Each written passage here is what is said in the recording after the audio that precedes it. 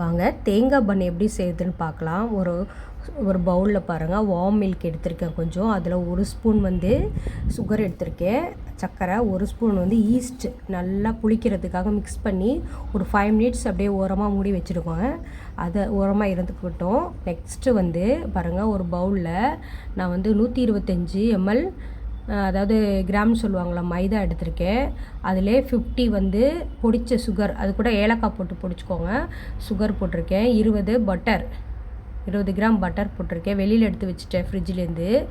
அப்புறம் பாருங்கள், 1 பிஞ்சு சால்ட்டு போட்டுட்டு, அதில் ஃபர்மெண்ட் ஆகிருக்கும் இல்லையா, அந்த புளிச்சிருக்கும் இல்லையா, அந்த ஈஸ்ட்டு, அது பால் இதெல்லாம் வச்சோம் இல்லையா, அதை எடுத்து போட்டு நல்லா மிக்ஸ் பண்ணிக்கோங்க. எனக்கு கொஞ்சம் தளர்த்தியாக இருந்தேன்னா இன்னும் ஒரு 10 கிராம் நான் மைதா சேர்த்துக்கிறேன். போட்டுட்டு நல்லா மிக்ஸ் பண்ணி விட்டுக்கோங்க. சப்பாத்தி பதத்துக்கு பாருங்கள், இது ஓரமாக இருக்கட்டும்.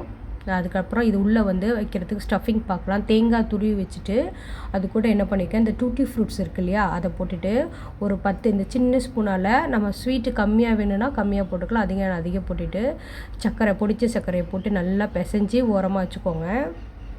அடுத்தது அந்த மாவை 2ஆக பிரிச்சுட்டு, அது ஏன்னா கீழே ஒன்று வைக்க போகிறோம், மேலே ஒரு சப்பாத்தி மாதிரி தேய்ச்சி வைக்க போகிறோம். உங்களுக்கு மொத்தமாக வேணும் அப்படின்னா அப்படியே கொஞ்சம் லைட்டாக தேய்ச்சிட்டு அப்படியே வச்சிடலாம், பன்னு மாதிரி. நான் கொஞ்சம் லைட்டாக ஃப்ளாட்டாக தேய்ச்சிருக்கேன். கீழே மேலே வைக்கிறதுக்கு 2 டோ ரெடி பண்ணிட்டேன்.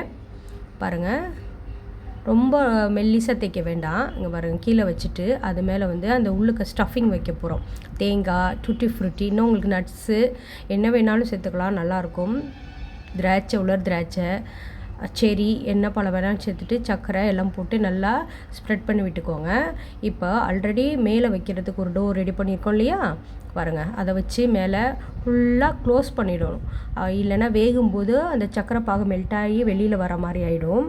அதனால் ஃபுல்லாக தண்ணி தொட்டு இந்த கார்னரில் இருக்குல்ல, உள்ள அந்த பாருங்கள், அந்த அதெல்லாம் க்ளோஸ் பண்ணியிருக்கேன் பாருங்கள். அந்த மாதிரி எல்லா இடத்துலையும் க்ளோஸ் பண்ணி மேலே வந்து நம்ம அவனில் வைக்கிறப்போ என்ன ஆகும்னா ட்ரை ஆகிடும் மேலே. அதுக்கு நம்ம இந்த பால் இருக்கு இல்லையா, அதை லைட்டாக அப்படியே மேலே அப்ளை பண்ணிக்கலாம். உங்களுக்கு பட்டர் வேணாலும் அப்ளை பண்ணிக்கலாம். நல்லா அப்ளை பண்ணிவிட்டு நம்மளை அவனில் ஓடிஜியில் வச்சுருக்கேன் நான், 170 டிகிரியில். எனக்கு 15 மினிட்ஸ்லேயே பேக் ஆகி வந்துடுச்சு. ஒரு சில அவன் வந்து 20 ஆகும், அதுக்கேற்ற மாதிரி நீங்கள் பார்த்துக்கோங்க. மேலே வந்து பட்டர் அப்ளை பண்ணிக்க, அதான் ட்ரை ஆகி வரும் வெளியில். ஆல்ரெடி எங்கள் பசங்க ஒரு பீஸு வந்து கட் பண்ணிட்டாங்க, நான் ஆரட்டன் விட்ட போதே கட் பண்ணிட்டாங்கங்க, அவங்க ஆசையாக இருக்குன்னு சொல்லிவிட்டு. அடுத்தது ஒன்று கட் பண்ணி காட்டுறேன் பாருங்கள், நல்லா டேஸ்ட்டாக இருந்துச்சு. ஆறின பிறகு தான் நல்லாயிருக்கும். நாங்கள் சூடாக கட் பண்ணும்போது கொஞ்சம் இதாக தான் கீழே விழுகிற மாதிரி இருந்துச்சு. நீங்கள் நல்லா ஆற விட்டுங்க பாருங்கள், சூப்பராக இருந்துச்சு. நல்லா ஆற விட்டு கட் பண்ணுங்கள். நம்மளுடைய கோகோனட் பன் ரெடி. சப்ஸ்கிரைப் பண்ணுங்கங்க. தேங்க்